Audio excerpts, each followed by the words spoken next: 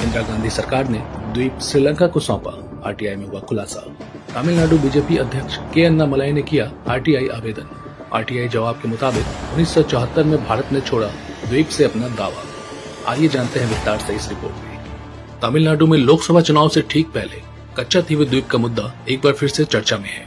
इस द्वीप को साल 1974 में तत्कालीन प्रधानमंत्री इंदिरा गांधी ने एक समझौता करके श्रीलंका को दे दिया था। अब इस द्वीप से संबंधित जानकारी और दस्तावेज तमिलनाडु के भारतीय जनता पार्टी के अध्यक्ष के अन्नामलाई ने आरटीआई के जरिए इकट्ठा किए हैं।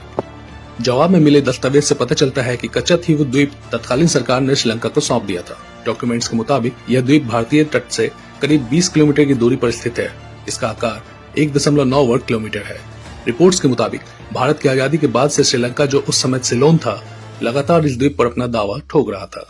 हालांकि दिल्ली की सरकार ने दशकों तक इसका विरोध किया। बावजूद इसके आजादी के बाद भारतीय नौसेना सिलोन की अनुमति के बिना द्वीप पर अभ्यास नहीं कर सकती थी। वहीं अक्टूबर 1955 से सिलोन की वायुसेना ने इस द्वीप पर अपना अभ्यास आयोजित किया था। आधिकारिक दस्तावेजों और संसद के रिकॉर्ड से पता चलता है कि कैसे उस वक्त की भारतीय सरकार पाल्क स्ट्रेट में एक द्वीप के नियंत्रण की लड़ाई एक छोटे से देश से हार गई। दूसरी ओर श्रीलंका, तत्कालीन सिलोन की सरकार ने इस द्वीप को छीनने के लिए पूरा जोर लगा दिया था। आरटीआई के जरिए कच्चाथीवु द्वीप को लेकर हुए इस खुलासे के बाद सियासी घमासान तेज हो गया है। तमिलनाडु में भाजपा अध्यक्ष के अन्नामलाई ने आरटीआई के जरिए इस द्वीप को सौंपे जाने वाले दस्तावेज हासिल किए, जिसके हिसाब से यह द्वीप भारत से 20 किलोमीटर की दूरी पर स्थित है और इसका आकार 1.9 वर्ग किलोमीटर का है। ज्वालामुखी होने के कारण इस पर कोई रहता नहीं, लेकिन यहाँ एक चर्च है और इसके अलावा इसका इस्तेमाल मछुआरा भी किया करते थे। भारत की आजादी के बाद से ही श्रीलंका यानी तब का सिलोन इस पर अपने दावे करता रहा था। 1955 में उनकी नौसेना ने इस द्वीप पर युद्धाभ्यास भी किया। वहीं भारतीय नौसेना को युद्धाभ्यास करने से रोक दिया गया। बताया जाता है कि श्रीलंका को ये द्वीप दिए जाने से पहले ही पूर्व पीएम नेहरू संसद में कह चुके थे कि उन्हें इस द्वीप का विवाद संसद में नहीं सुनना है, इसलिए अगर कभी भी ऐसा कोई विवाद होगा तो वो इसे छोड़ने में कोई विचार नहीं करेंगे। उस समय के कॉमनवेल्थ सेक्रेटरी बुंदेविया ने नोट किया और बाद में उसे संसद की इनफॉर्मल कंसल्टेटिव कमेटी के पास बैकग्राउंडर की तरह शेयर किया गया। इस द्वीप को लेकर मौजूदा जानकारी भी बताती है कि 17वीं शताब्दी तक यह द्वीप मदुरई के राजा रामनद की जमींदारी के अधीन था। बाद में ब्रिटिश हुकूमत के दौरान यह मद्रास प्रेसिडेंसी के अधीन आ गया, जिसका शुरू में इस द्वीप का इस्तेमाल मछुआरे किया करते थे, लेकिन उस समय भी सिलोन के साथ इस द्वीप को लेकर तनाव रहा करता था। बाद में दोनों देशों के बीच बैठकें हुई। एक बैठक कोलंबो में की गई और फिर दूसरी नई दिल्ली में। इसके बाद 1974 में इंदिरा गांधी ने सहमति से यह द्वीप श्रीलंका को दे दिया, बावजूद इसके कि भारत के पास इस द्वीप को लेकर कई सबूत थे। इसमें राजा रामनद का भी जिक्र था, जबकि वहीं श्रीलंका के पास कोई बड़ा दावा नहीं था। फिर भी ये द्वीप उन्हें मिला। अजीब बात तो ये है कि श्रीलंका को ये द्वीप देने के लिए विदेश सचिव द्वारा ये तर्क दिया गया कि इस द्वीप पर श्रीलंका का दावा मजबूत है।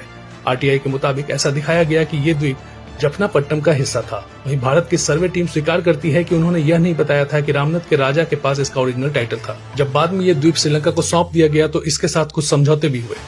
इन समझौतों में शुरू में कहा गया कि मछुआरे अपने काम के लिए इस द्वीप का इस्तेमाल कर पाएंगे। इसके अलावा इस द्वीप पर चर्च में भारतीय बिना वीजा के आ जा सकेंगे। लेकिन बाद में 1976 में हुए एक और समझौते में कहा गया कि भारतीय मछुआरे मछली पकड़ने वाले जहाज को लेकर श्रीलंका के एक्सक्लूसिव इकोनॉमिक जोन में नहीं जा सकते हैं। इस समझौते के बाद इस द्वीप का विवाद काफी भड़का था।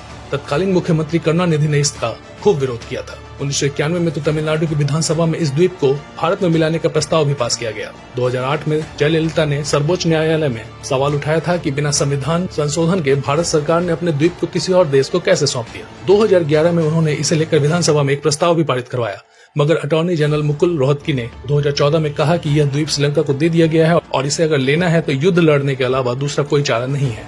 पीएम मोदी ने भी इस द्वीप का मुद्दा संसद में 2023 में उठाया था। उन्होंने अविश्वास प्रस्ताव पर बोलते हुए कहा था, ये जो लोग बाहर गए हैं उनसे पूछिए ये कच्चाथीवु द्वीप क्या है और ये कच्चाथीवु द्वीप कहाँ है, जरा उनसे पूछिए।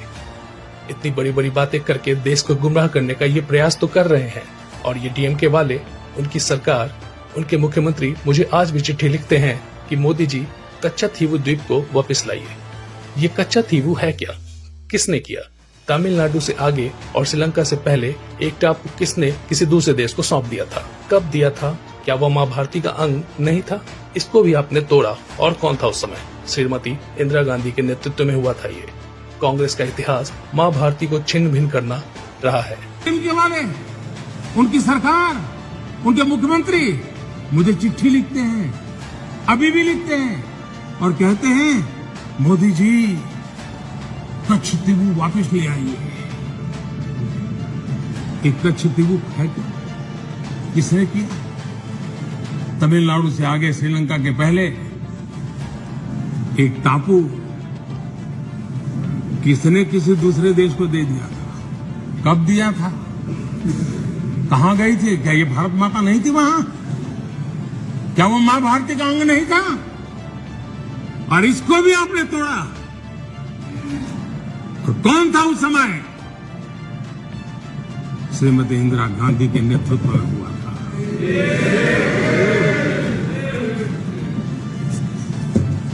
कांग्रेस का इतिहास मां भारती को छिन्न भिन्न करने का रहा।